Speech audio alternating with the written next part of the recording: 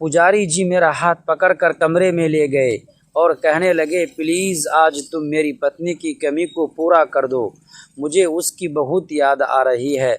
मैंने नाटक करते हुए कहा, भला मैं कैसे उसकी पत्नी की कमी को पूरा कर सकती हूँ। तो पुजारी जी बोले, आज के लिए तुम मेरी पत्नी बन जाओ। ये सुनकर मेरा रोम रोम खिल उठा था, क्योंकि यह सब करने को मेरा मन कब से बेचैन था। और फिर पुजारी था भी ज़्यादा उम्र का, और मुझे भी ज़्यादा उम्र के मर्द बहुत पसंद होते, क्योंकि ज़्यादा उम्र 41 साल की। फिर पुजारी ने मेरे साथ, मेरा नाम नैना है और मैं अहमदाबाद की रहने वाली हूँ।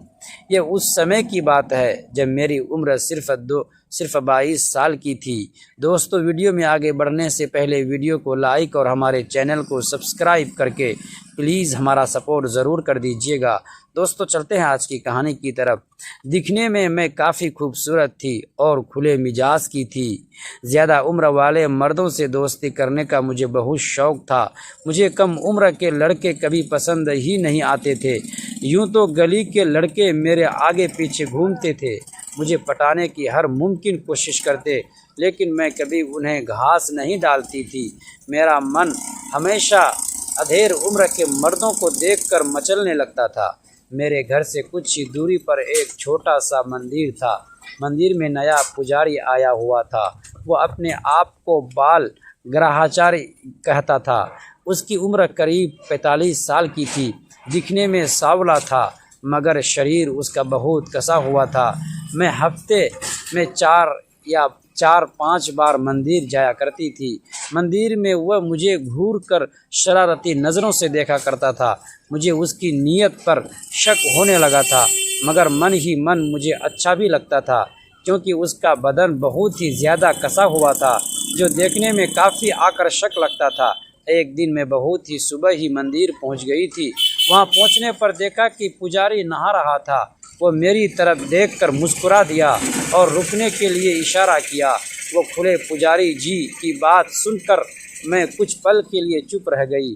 कमरे में हल्की सी दिए की रोशनी थी और बाहर मंदिर की घंटियों की धीमी आवाज़ आ रही थी। माहौल अजीब सा हो गया था।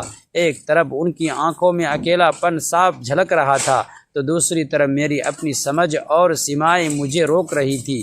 मैंने हल्की मुस्कान के साथ कहा, पुजारी जी, किसी की जगह कोई नहीं ले सकता और ना ही लेना चाहिए। मेरी आवाज़ में नरमी थी, पर बात साफ थी। वो कुछ पल तक मुझे देखते रहे, जैसे मेरी बात समझने की कोशिश कर रहे हों। फिर धीरे से उन्होंने मेरा हाथ छोड़ दिया और पास रखी कुर्सी पर बैठ गए। उनके चेहरे पर उदासी और थकान साफ दिखाई दे रही थी। तुम सही कह रही हो, उन्होंने गहरी सांस लेते हुए कहा। बस कभी कभी दिल मानता नहीं, उसकी याद बहुत आती है। मैं उनके सामने बैठ गई। अब माहौल थोड़ा शांत हो चुका था। मैंने धीरे से कहा, यादें कभी ख़त्म नहीं होती, लेकिन उन्हें संभालना सीखना पड़ता है। शायद इसी में सुकून है। बाहर बारिश शुरू हो गई थी और खिड़की से आती ठंडी हवा कमरे में फैल रही थी। उस पल में कोई रोमांच या आकर्षण नहीं था, बस दो इंसानों की खामोश बातचीत थी, जो अपने अपने दर्द और भावनाओं से जूझ रहे थे। कुछ देर बाद पुजारी जी ने मंदिर की तरफ देखा और बोले, शायद भगवान ने तुम्हें आज इसीलिए भेजा ताकि मैं खुद को समझ सकूं। मैंने हल्का सा सिर झुका दिया। उस रात मैंने वहाँ ज़्यादा देर नहीं रुकी, लेकिन जाते जाते मुझे लगा कि मैंने सिर्फ एक कहानी नहीं, बल्कि एक इंसान के टूटे हुए दिल को थोड़ा संभालने की कोशिश की थी। और शायद यही असली इंसानियत होती है।